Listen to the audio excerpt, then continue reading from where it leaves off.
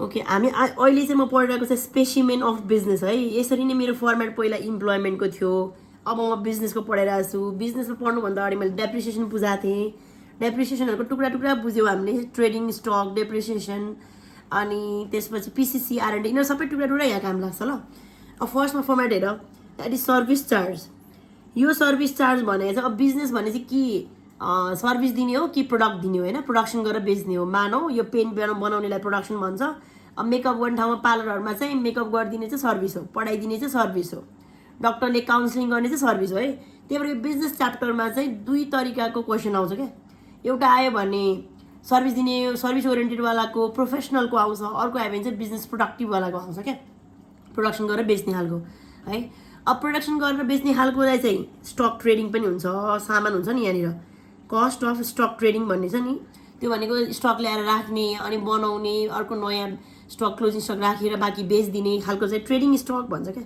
हामीले एकाउन्टमा चाहिँ कस्ट अफ गुड्स सोल्ड भन्थ्यो, यहाँ चाहिँ ट्रेडिङ स्टक भन्छ होइन। हो त्यस्तोलाई चाहिँ सामान प्रोडक्ट गर्नेहरूलाई चाहिँ ट्रेडिङ स्टक हुन्छ। जस्तै अडिटरहरू, डक्टरहरू, लयरहरूले चाहिँ खालि सर्भिस दिने हो क्या, बोलेर भनेर लेखेर सर्भिस दिनेहरूलाई चाहिँ प्रोफेसनल भन्छ। त्यही भएर यहाँ चाहिँ competition of income from business अथवा प्रोफेसन दुइटा हो क्या यो टपिक है। अहिले चाहिँ बिजनेस पढिरहेको छु मैले, जसको चाहिँ स्टक छ, ट्रेडिङ अफ स्टक छ भन्ने बुझिदिने। फर्स्टमा सर्भिस चार्जहरू आयो भने इन्कमको कुरा हुँदैछ ल। पहिला यति जति चाहिँ इन्कमको कुरा हो, फर्स्टमा सर्भिस चार्ज। अर्को चाहिँ ट्रेडिङ स्टक भनेको मेरो सामानहरू जुन क्लोजिङ स्टकमा राखेको छ त्यसलाई बेचेर आएकोलाई डिस्पोजल भन्छ। डिस्पोजल भनेको चाहिँ ट्रेडिङ स्टक बेचेको है, सेल गरेको भन्ने। अनि डिस्पोजल बिजनेस एसेट्स भनेको बिजनेसमा मेरो सम्पत्ति पनि हुन्छ नि त। यो पेनको स्टक प्लास्टिक हुन्छ, प्लास्टिक बेच्यो भने चाहिँ ट्रेडिङ स्टक बेच्यो भन्ने।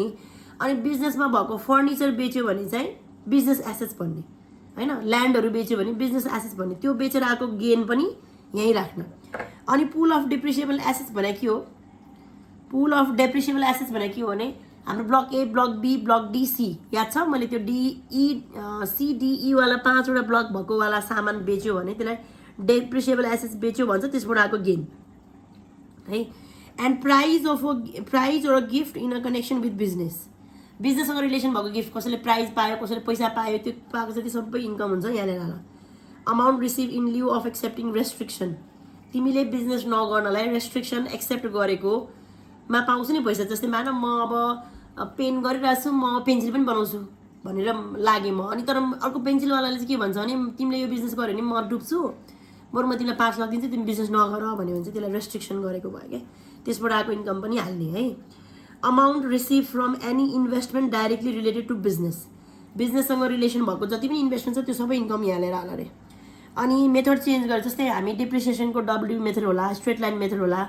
स्ट्रेट लाइन फलो गरिरहेकोले डब्ल्यू फलो गर्यो भने फाइदा होला, कहिले त्यो फाइदा पनि हाल अरे। अनि कहिलेकाहीँ चाहिँ यो लिफो फिफोमा पनि स्टकहरू निकाल्ने बेलामा लिफो फलो गर्दा फिफो फलो गर भनेर अर्डर दिँदा तिम्रो यहाँनिर फाइदा भयो भने यो सबै इन्कमहरू हाल्ने भने है। अनि excess amount receive due to exchange rate variation.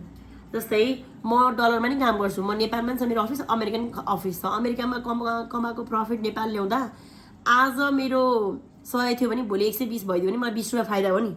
हो त्यो फाइदा भएकोवाला पनि यहाँ हाल्ने है। ब्याड डेट रिकभरमा मैले स्टार लगाएको छु। यो स्टार किन लगाएको रे? यस ब्याड डेट रिकभर भनेको चाहिँ मैले पैसा लिनुपर्ने मान्छे भाग्यो, ब्याड डेट भइरहेको थियो, तर पछि चाहिँ के लागेछ दिनुपर्छ मैले भनेर फर्केर आयो भने त्यसलाई ब्याड डेट रिकभर भन्छ क्या। त्यो इन्कम पनि हाल्ने। तर यसको केस मैले क्वेसनमा बुझाउँछु। ब्याड डेट रिकभरमा केही न केही क्वेसन एडजस्टमेन्टमा दिएको हुन्छ है। उसले दिएको मानौ 5000 छ भने त्यसको 50% मात्रै अलाउड भनिदिन्छ, 70% मात्रै अलाउड भन्छ, तिम्रो 70% मात्रै राख्ने हो कि। त्यो क्वेसनमा जहिले एक्स्ट्रा दिन्छ ब्याड डेटको चाहिँ याद गर।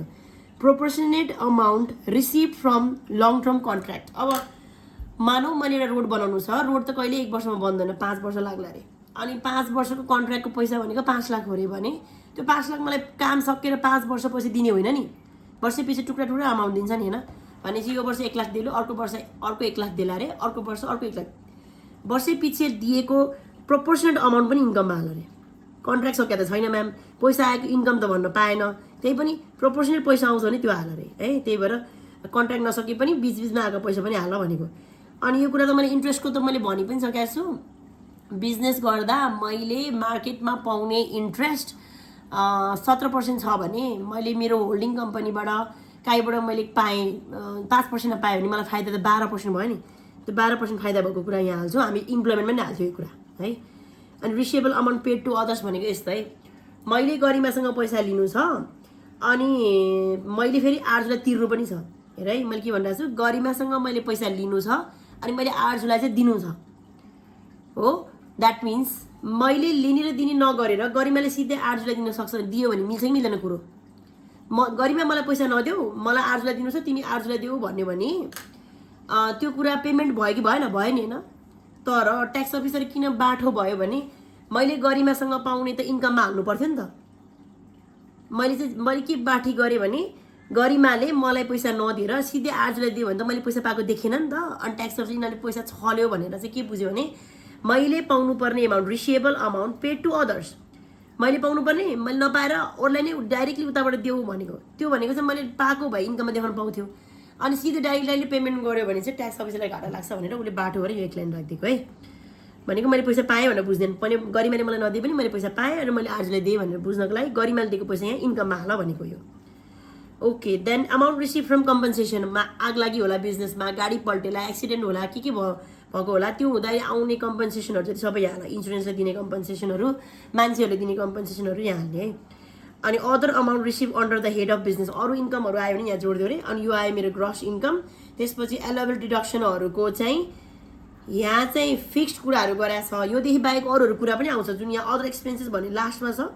यो अदर एक्सपेन्सेसले चाहिँ के भन्छ भने हाम्रो स्यालेरी, रेन्ट, हाम्रो एकाउन्टमा त्यो शब्दहरू सुन्थ्यौ नि, इन्ट्रेस्ट, प्रिन्टिङ स्टेसनरी, अनि अडिट फी, लयर फी, के चार्जहरू सबै भएर चार्ज चाहिँ यो अदर एक्सपेन्सेसमा पर्छ ल। अनि यहाँ माथि दिएको चाहिँ लगभग मैले पढाएको छु इन्ट्रेस्ट एक्सपेन्सेस। हामीले खर्च इन्ट्रेस्टमा गऱ्यौँ भने यसको पनि रुल्स छ, 50% और एक्चुअल विजेबल लेस छ, त्यो म त्यो क्वेसनमा बुझाउँछु। अनि कस्ट अफ ट्रेडिङ स्टक भने पढाउँदा आर्जु छ कि छैन? थिएन भने हामीले एकाउन्टमा कस्ट अफ गुड्स भन्ने सुने हा आर्जु?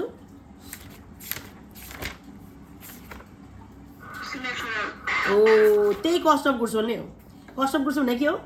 ओपनिङ स्टक हैन, ओपनिङ स्टक होइन, पहिला ओपनिङ स्टक, त्यसपछि डाइरेक्ट मेटेरियल, अनि क्यारेज इनवर्ड, कस्टम ड्युटी, जति पनि खर्च लाग्छ नि मेटेरियल किन्दाखेरि बाटोमा, क्यारेज इनवर्ड, फ्राइट इनवर्डहरू, त्यो सबै खर्चहरू, अक्ट्रे चार्जहरू सबै जोडेर लेस क्लोजिङ स्टक गर्थ्यो नि हामी। That is trading stock. उता चाहिँ कस्ट अफ गुड्स भन्थ्यो एकाउन्टमा, त्यही नै कुरा चाहिँ यहाँ ट्रेडिङ स्टक भन्छ। ट्याक्स चाहिँ जहिले छुट्टा छुट्टै नाम लिन्छ के, हाम्रो अकाउन्टको नाम उसले लिँदैन आफ्नै स्टकमा। तिमीले किनबेच गर्ने स्टकलाई ट्रेडिङ स्टक भन्छ, त्यो ट्रेडिङ स्टकको कस्ट भने हो क्या, त्यो भनेको कस्ट अफ गुड्स हो। के बुझ्ने? Opening stock plus purchase plus carriage inward plus freight inward plus custom duty less closing stock. Trading एकाउन्टमा आउने डेबिटको आइटममा सबै प्लस गरेर लेस क्लोजिङ स्टक गऱ्यो भने ट्रेडिङ स्टक आउँछ क्या। बुझ्यौ? यो डिप्रिसिएसन च्याप्टरमा थियो, यो हामीले अस्ति लास्ट टाइम गरिमा र उसले चाहिँ पढेको थियो, तिमी चाहिँ डिप्रिसिएसन मात्रै पढ्नेको दिनमा आएको थियो कि है। यो भयो ट्रेडिङ स्टक। त्यसरी क्वेसनमा दिएको हुन्छ फर्मेट, त्यो फर्मेट अनुसार गर्ने हो है। क्वेसनमै थाहा हुन्छ अलिक के गर्ने भन्ने त्यो बुझिरह। रिपेयर एन्ड इम्प्रुभमेन्टको त कुरा थाहा छ। डिप्रिसिएसनको डिप्रिसिएसन बेस आयो भने ब्लक अनुसारको रेट लगाइसकेपछि त्यो डिप्रिसिएसन अमाउन्ट भयो, त्यही डिप्रिसिएसन बेसको 7% लगायो भने चाहिँ रिपेयर हुन्थ्यो।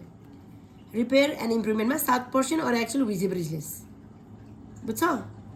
7% और एक्चुअल विजेबल लेस। यो 7% के को भन्दा डिप्रिसिएसनको लागि हामीले त्यो रेटको अमाउन्ट निकाल्नलाई जुन डिप्रिसिएसन बेस निकाले हुन्छ नि, opening plus addition minus disposal गरेर आएको अमाउन्टलाई डिप्रिसिएसन बेस भन्छ। त्यसको हामी 10%, 20%, 15%, 25% लिन्थ्यौँ हो, त्यही डिप्रिसिएसन बेसको 7% लिने हो। Pollution control cost adjusted taxable इन्कमको 50% और एक्चुअल विजेबल लेस है। अहिले मैले जति गरे पनि एउटा क्वेसनमा गएपछि बुझ्छौ तिमीले। रिसर्चको पनि त्यही हो, पिसिसी रिसर्च एउटै हो। डिप्रिसिएसन भनेको different rate on different block भनेको छु, त्यो कुरा हामीले ब्लकमा देखाइसकेको छ, यो दुवैले पढाएको छौँ। एन्ड रिजर्भ फन्ड भनेको ब्याङ्कमा क्वेसनमा दिएको हुन्छ, त्यो त्यतिकै राखिदियो, अहिले खासै इम्पोर्टेन्ट छैन। यो रिजर्भ फरेनहरू इम्पोर्टेन्ट छैन। अदर एक्सपेन्सेसमा चाहिँ अब ट्रेडिङ के अरे ट्रेडिङ र पिआर भनेर क्वेसनले दियो भने त्यो त्यसमा आएको सबै खर्च यसमा हाल्ने है। ओके, अब यो सबै खर्च घटाएपछि एसेसेबल इन्कम फ्रम बिजनेस आयो, त्यहाँ लस घटाएन, बिफोर लस। त्यसपछि लेस लस घटाऊ। लस भने चाहिँ के हुन्छ? दुई थरीको लस हुन्छ। एउटा मेरो यो पेन बनाउने बिजनेसको लस, आफ्नै लस, अर्को चाहिँ म पेन पनि बनाउँछु म्याम, पेन्सिल पनि बनाउँछु, पेन्सिलमा चाहिँ लस भएको छ, त्यो पेन्सिलको लस पनि ल्याएर पेनमा हाल्न पाइन्छ के। त्यही भएर त्यो चाहिँ अदर बिजनेसको पनि ल्याउन पाइयो, आफ्नै बिजनेसको पनि अघिल्लो वर्षको लस क्यारी फरवर्ड गर्न पायो। त्यही भएर दुईवटा वर्ड हुन्छ, एउटा सेटअप, अर्को क्यारी फरवर्ड। अर्काको बिजनेसको सेटअप गर्ने, आफ्नो बिजनेसको अघिल्लो वर्षको चाहिँ क्यारी फरवर्ड गर्ने भन्छ है। 7 वर्षसम्म क्यारी फरवर्ड गर्न पाउँछ कि 7 इयर्ससम्म। यो कुरा पनि छुट्टै एउटा च्याप्टर छ कि 5 कि 7 8 मार्क्समा आउँछ सेटअप एन्ड क्यारी फरवर्ड। त्यो सेटअप एन्ड क्यारी फरवर्डको जुन वर्किङमा नै लेखा हुन्छ, आज लस भयो भने मेरो लस सेटअप नभएसम्म 7 वर्षसम्म मैले तान्न पाउँछु क्या। त्यही भनेको अहिले त्यसमा धेरै धेरै डिपली जानु पर्दैन, म सेटअपमा गएर फेरि अर्को तरिकाले बुझाउँछु। यो भयो बिजनेसको फर्मेट। एन्ड देन जाऊ अब यो जुन माथिको यो छ नि, accessible income from business, other business, investment, employment. यो त अब बिजनेस उता इम्प्लोइमेन्टमा पढाए जस्तै भयो क्या। 4-5 वटा हेडिङ जोड्ने अनि टोटल एसेसेबल आउँछ। त्यसपछि के घटाउँथ्यौ, रिटायरमेन्ट कन्ट्रिब्युसन, डोनेसन, अनि त्यो घटाइसकेपछि एलआइपी, एचआइपी, प्राइभेट बिल्डिङ, रुमेट एरिया, यो त सुन्या हो नि होइन? यो पछाडिको त केही पनि छैन, सबै सुन्या हो। इम्प्लोइमेन्टमा जे गर्थ्यो त्यही नै गर्ने हो यहाँ है। अब इम्प्लोइमेन्टमा चाहिँ हामी रिटायरमेन्ट गर्थ्यो, यसमा रिटायरमेन्ट आउँदैन कि। रिटायरमेन्ट यहाँ लेख्न चाहिँ लेखेको छ, तर इम्प्लोइमेन्टको कमाइ छ भने चाहिँ लेखेको हो। तर यो क्वेसनहरूमा चाहिँ बिजनेसको च्याप्टरमा चाहिँ इम्प्लोइमेन्टको कमाइ हुन्न, त्यही भएर रिटायरमेन्ट पनि आउँदैन भनेर बुझिदिने है। बिजनेस च्याप्टरमा बिजनेसको मात्र आउँछ, इम्प्लोइमेन्टमा इम्प्लोइमेन्ट मात्र आउने भयो। डोनेसन चाहिँ आउँछ यो क्वेसनमा पनि। एलआइपी, एचआइपी, प्राइभेट बिल्डिङ, रिमोट एरिया पनि मेरो बिजनेस एमा छ कि बीमा छ कि सीमा छ कि डीमा, ईमा 50,000 40,000 वाला त्यही लजिक उताकै हो। अनि डिसेबल छ, अब जस्तै एकलौटी बिजनेस छ कि एकजनाले खोलेको बिजनेस छ भने त्यो डिसेबल छ भने त्यो यहाँ पनि पाइयो। अनि उसले पेन्सन खान्छ भने यो पनि यहाँ पनि पाइयो क्या। बिजनेसै भए पनि यो डिसेबल पनि पाइयो, पेन्सन पनि पाइयो यदि उसले एकलौटी बिजनेस खोलेको छ भने। तर कम्पनी हो भने चाहिँ सिधै कुनै पनि यो छुट नदिने, डिसेबल सिजन हुँदैन, पेन्सन पनि हुँदैन, सिधै फ्ल्याट रेट 25% लाउने। यो भने के हो म्याम भन्दा एबिसी लिमिटेड भन्ने वर्ड आयो, प्राइभेट लिमिटेड भन्ने वर्ड आयो। त्यो भने त कम्पनी हो नि। त्यस्तै कम्पनी भने चाहिँ सिधै कुनै पनि स्ल्याब रेट नदिने, 5 लाख 6 लाख 2 लाख 3 लाख के पनि नदिने स्ल्याब रेटहरू। सिधै उसले कमाए मानौ 11 लाख भने 11 लाखको 25%। अनि ऊ एकलौटी बिजनेस खोलेको छ, एउटाको सोल प्रोप्राइटर खोलेको छ भने चाहिँ त्यो मान्छेले 11 लाख कमायो भने 5 लाखमा 1% पनि नतिर्ने। बिजनेसमा कहिले 1% हुन्न है, यति कुरा बुझ ल। इम्प्लोइमेन्टमा चाहिँ 1% काट्छ, किनभने त्यो एसएसएफ भने के हो भने स्वरोजगार कोष हो क्या, रोजगार हो क्या, जागिरकै खाली सम्बन्धी खालको त्यो काट्ने ट्याक्स हो क्या। त्यही भएर त्यसमा 1% लाग्छ इम्प्लोइमेन्टमा चाहिँ, यसमा चाहिँ लाग्दैन, निल। 5 लाखमा पनि छुट पायो। अब 11 लाखमा 5 लाखको बाँकी 2 लाखको 10%, 3 लाखको 20%, बाँकी 1 लाखको 30%। त्यसरी 6 लाख मध्येमा ट्याक्स लाउँदाखेरि 5 लाखलाई छुट देऊ, बाँकी 6 लाखको चाहिँ 2 लाख 3 लाख एन्ड 1 लाख यसरी ट्याक्स लाउने है। यो चाहिँ यदि एकजनाले सोल ट्रेडिङ खोल्यो, मिस्टर राम भन्नेले खोल्यो बिजनेस भन्यो भने मात्रै लाउने। अनि बाँकी ABC limited, ABC company limited भनेर शब्द आयो भने चाहिँ सिधै फ्ल्याट रेट 11 लाखकै 25% लाउने। This is concept. मैले फेरि दोहोऱ्याएर पढाएँ कन्सेप्टलाई, यो कुरालाई मैले 3 चोटि पढाएँ। अब चाहिँ म गएँ एउटा क्वेसन बुझाउन थालेपछि मात्र बुझ्छ ल। यो क्वेसन चाहिँ प्लिज अघिनको त्यो व्हाट्सएप के अरे उसमा ग्रुपमा आइसकेको छ। क्वेसनलाई म सरस्वती पढाउँछु मात्रै। क्वेसन पढ्दा के कुरा याद गर्ने यो कुरा चाहिँ बुझ्नु पर्यो तिमीले। क्वेसन पढ्दा के कुरा याद गर्ने त्यो चाहिँ हेर ल। Okay, illustration number 9 mister Dayaram Thapa. त्यो फोटो हेरिरहेछौ? Okay, practising B. अब अडिटर भन्यो नि, अब यो प्रोफेसन हो के, बिजनेस होइन। अडिटर, डक्टर, लयर, इन्जिनियर यिनीहरूले दिने काम भनेको सर्भिस हो। सर्भिस ओरिएन्टेड हो भने चाहिँ प्रोफेसनल हुन्छ। यो च्याप्टरभित्र हामी बिजनेस पनि पढ्छौँ, प्रोफेसन पनि पढ्छौँ है। ओके, त्यही भएर पहिला माथि क्वेसन पढ्दा तिमी के क्वेसन गर्दैछौ, बिजनेसको गर्दैछौ कि प्रोफेसनको, त्यो बुझ्नु पर्यो। अडिटरको रहेछ।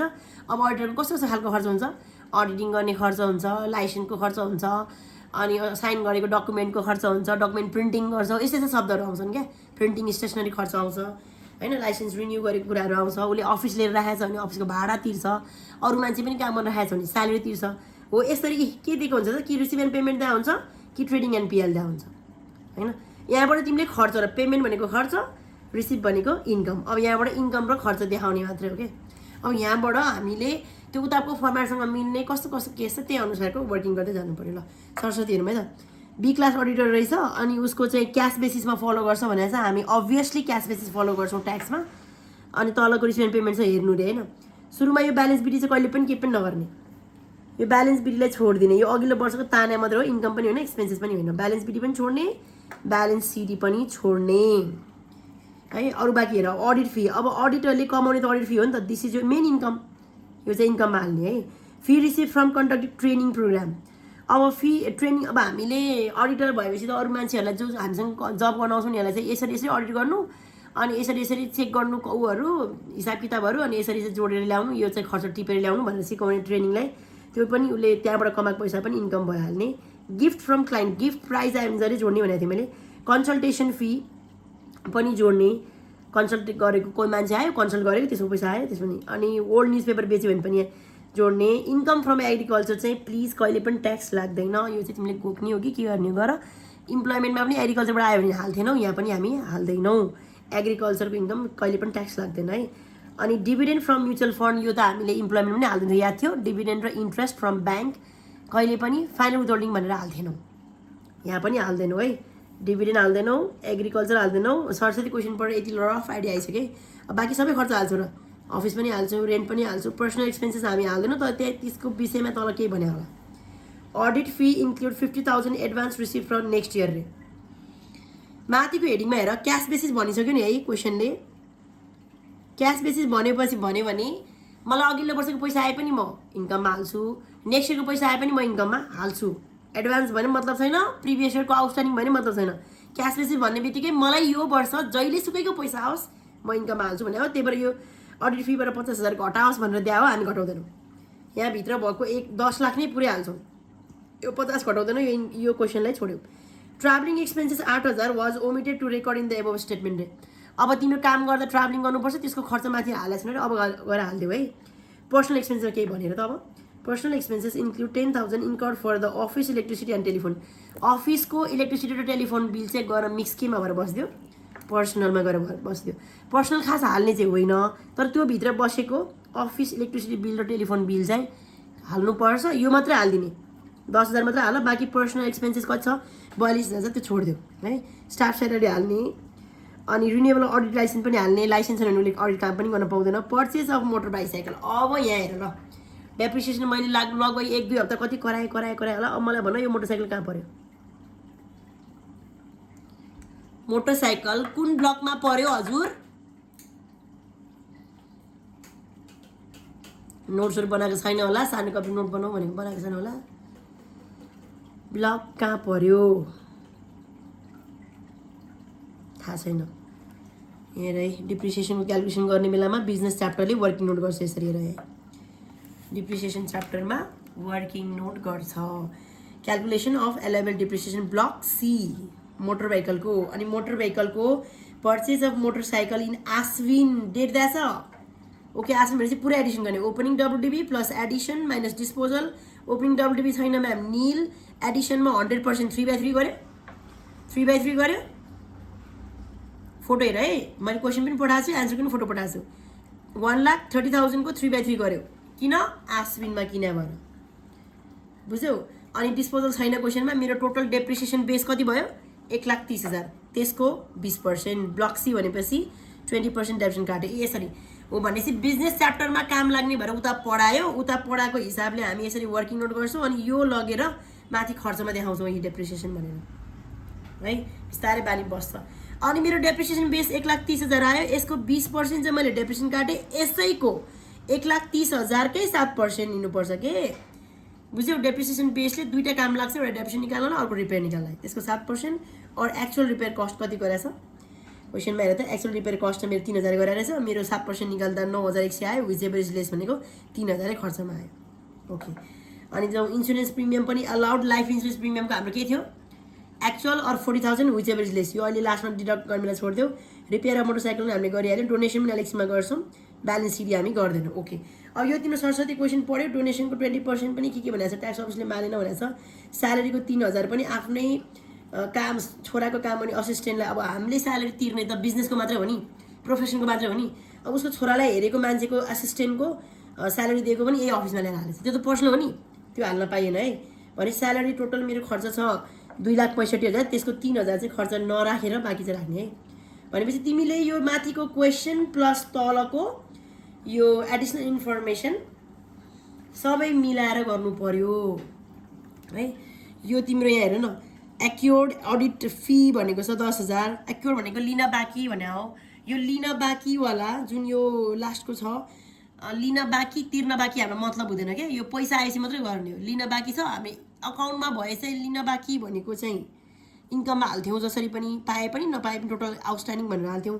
तर ट्याक्सले चाहिँ लिन बाँकी पनि हाल्दैन, तिर्न बाँकी पनि हाल्दैन, ओन्ली तिर्यो भने हाल्छ अनि लियो भने हाल्छ। जहिले सुकैको लियोस्, फ्युचरको लियोस्, अहिलेको लियोस् र पास्टको लियोस्, जहिले पनि पैसा पाएपछि चाहिँ हाल्छ। पैसा तिर्न बाँकी र लिन बाँकी छ भने चाहिँ हाल्दैन, क्यास बेसिस फलो गरे भएर। ल ओके, अब यो क्वेसनको सल्युसन हेर्नतिर लाग है। क्वेसन पनि हेर सँगसँगै, मैले क्वेसनतिर अब यो मोबाइल लगिनँ, मैले त्यतिर लगेँ है। अडिट फी क्वेसनमा 10 लाख थियो, 10 लाख हाल्यो। यसको जुन एडिसनल इन्फर्मेसनको 50,000 चाहिँ हालेन, किनभने नेक्स्ट इयरको थियो अरे। नेक्स्ट इयरको भयो नि हामीलाई मतलब भएन, यो वर्ष आएपछि इन्कममा ट्रिट गर्यो। अनि फी रिसिप्ट जति छ त्यति नै तुरुन्तै हाल्यो, 30,000 नै हाल्यो fee receipt. Gift from client पनि जति छ त्यति नै हाल्यो। कन्सल्टेसन फी 497 कति 479 पनि हाल्यो। सेल अफ न्युज पेपर, हाम्रो अफिसमा न्युज पेपर पढ्न ल्याएको त्यो न्युज पेपरको पनि हामीले इन्कम जति आए पनि हाल्ने है। यो सबै गर्दा मेरो के आयो, ग्रस इन्कम फ्रम प्रोफेसन। अघि बिजनेस भनेर पढाएको थिएँ मैले फर्मेटमा, यहाँ प्रोफेसन लेखेँ है। माथि हेडिङमा लेख्दाखेरि पनि calculation of assessable income from profession of Mister Dayaram and auditor for the income year 2080-81 यसरी नै लेख्ने। टोटल इन्कम आयो मेरो ग्रस। अब घटाउनु पाउने के म्याम भन्दा यहाँ दिएको सबै खर्च घटाऊ, यहाँ दिएको खर्च घटाऊ। एउटा सुरुमा अफिस एक्सपेन्सेसलाई तल के छ हेर्ने, एडिसनल इन्फर्मेसनमा केही पनि छैन, जति अफिस एक्सपेन्सेस हो त्यति नै हाल्यो 53,000। अफिस रेन्ट पनि 55,000 छ, त्यति नै हाल्यो, केही पनि चेन्ज छैन। अनि पर्सनल एक्सपेन्सेस चाहिँ 42,000 छ, जुन त्यहाँभित्र चाहिँ टेलिफोन बिल र इलेक्ट्रिसिटी बिल तिरेको भनेर चाहिँ त्यो चाहिँ हाल के। टोटल पर्सनल 42 नहाल्ने, त्यो 10 मात्रै हाल्ने। पर्सनल फाइनहरू एलाउ गर्दैन है बिजनेसले। अनि स्टाफ स्यालेरी टोटल स्यालेरी छ मेरो 265, तर यहाँ चाहिँ कति मात्र हाल्यो, 265 नै हाल्यो। अनि तल के भन्छ, salary include 3,000 paid to his own son working as an assistant. हो यो चाहिँ यसले घटाउनु पर्थ्यो नि, salary paid to elder son. यहाँ तल हेर है, यो क्वेसन जुन गर्यो नि त्यसको मुनिपट्टि कति धेरै वर्किङ नोट गरेको छ। यसले के भन्दैछ, रिटर्न डिभिडेन्ड रिसिभ, रिटर्न अथवा dividend receive from an individual mutual फन्डबाट डिभिडेन्ड आयो भने final withholding, final tax statistics हुन्छ। इन्कम फ्रम एग्रिकल्चर ट्याक्स कहीँ ट्याक्स लाग्दैन, ट्याक्स एक्जेम्ट फ्रम इन्कम मैले अघि भनेको थिएँ। यो वर्ड लेख्नु पऱ्यो क्या, अघि मैले लाग्दैन भनेर क्रस चेक गराएँ तिमीहरूलाई यसरी होइन, तर यहाँ लाग्दैन भनेर वर्डिङ पनि लेख्नु पऱ्यो है। अनि पर्सनल र डोमेस्टिक एक्सपेन्सेस चाहिँ एलाउबल हुँदैन भनेको छ, मैले हालिनँ, खालि त्यसको इलेक्ट्रिसिटी बिल र टेलिफोन बिल मात्रै हालेँ है। अनि salary paid to elder son working as an employee is allowable for deduction अरे। ओके, यहाँ मैले क्वेसन पढ्न गलत गरेँ जस्तो छ।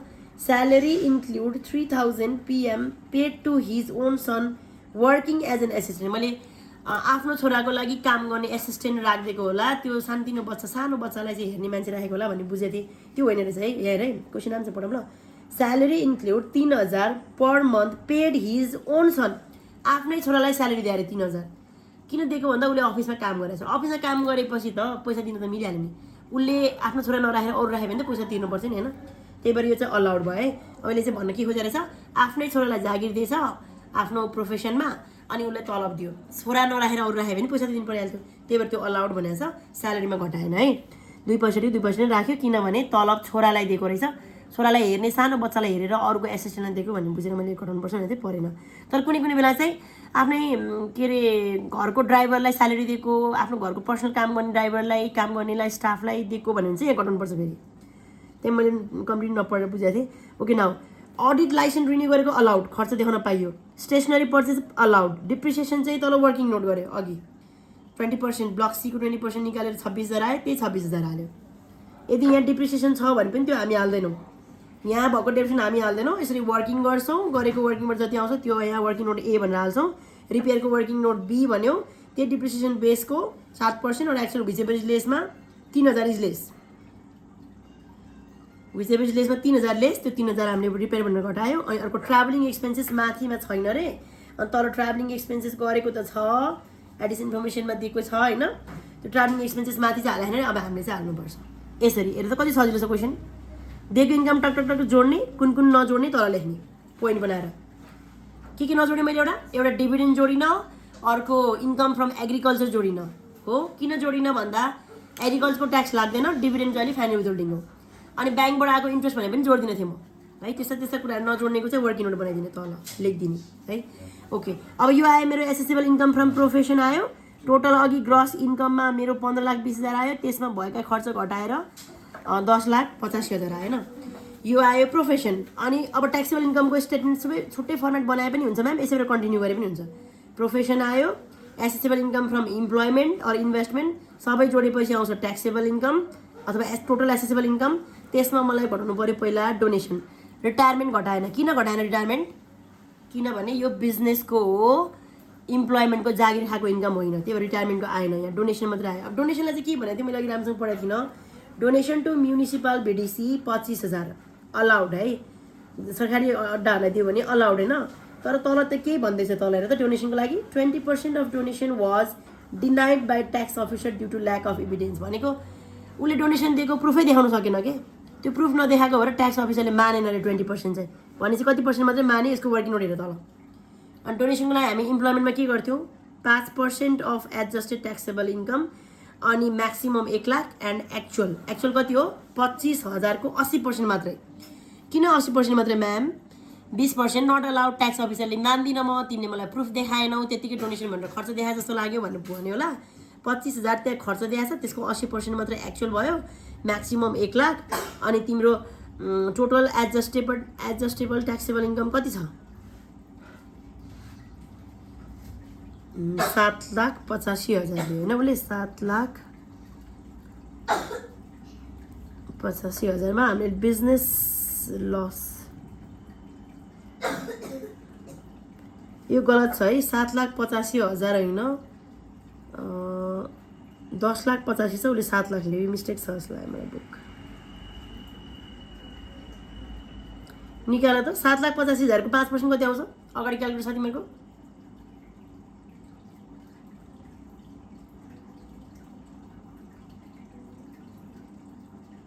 ठिक छ त त्यो राइट छ कि छैन मलाई गलत छ जस्तो लाग्यो 39,215 आउँछ